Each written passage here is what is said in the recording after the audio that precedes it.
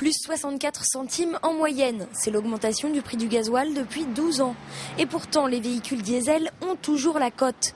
Si les acheteurs s'orientent de plus en plus vers des petits modèles, plus économiques, ils semblent toujours bouder les véhicules essence.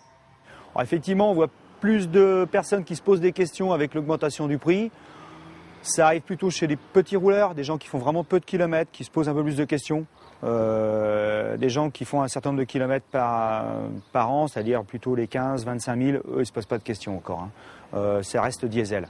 Aujourd'hui, à la revente, le marché est plus porteur sur les diesels. Et fonction aussi des kilomètres que l'on a à faire. Et comme je roule beaucoup, j'achète une diesel. Pour moi, le diesel, c'est beaucoup mieux, tout simplement parce que la voiture dure beaucoup plus longtemps qu'une essence. Moi, je resterai diesel. Moi qui fais beaucoup de trajets et des longs trajets, je resterai en diesel. Et pourtant, le diesel ne serait plus si intéressant. Sachez par exemple que l'achat d'un Renault Scénic diesel sera amorti, si vous roulez sur nationale et autoroute, au bout de 3 ans et 9 mois ou 67 000 km. Et le prix du gasoil n'est pas le seul critère à prendre en compte. L'entretien est plus cher en diesel que sur véhicule essence. Il y a plus de filtres à changer. C'est des véhicules, s'ils ne roulent pas, sans crasse.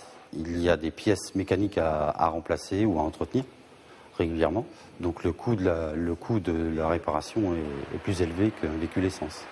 Bref, aujourd'hui pour bien acheter, le calcul s'impose. Il prendra en compte le modèle de la voiture, le nombre de kilomètres parcourus chaque année, si vous roulez plus en ville ou à la campagne, mais également les frais d'entretien du véhicule.